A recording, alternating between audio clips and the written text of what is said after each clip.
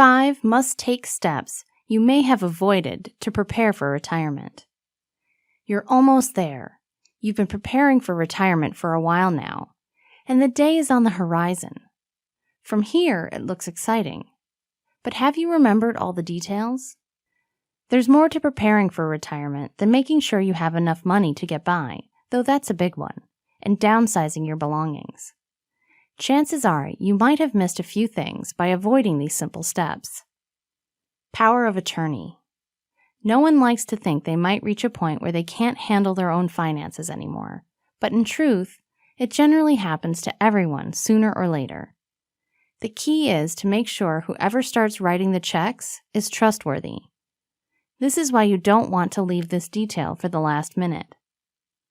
Figure out someone who doesn't mind managing things and can juggle multiple responsibilities.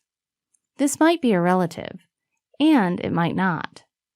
Pro tip: if you're choosing your spouse, be sure to add in a secondary in case you outlive them. Medical proxy. Like power of attorney, your medical proxy makes decisions for you, this time of a medical nature. Don't make the mistake of thinking just because you have a power of attorney set up that they can make decisions regarding your health care. These are two separate things. Again, you should never put off this particular task, as you never know when you might need it. So be sure to make this a priority. Also, you're going to want a secondary on this document as well if you're using your spouse. Long-term care. Speaking of medical things, have you figured out what you'd like to do in regards to long-term care?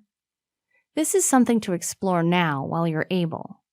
You're also going to want to let your medical proxy know these plans. Have you considered how to pay for this?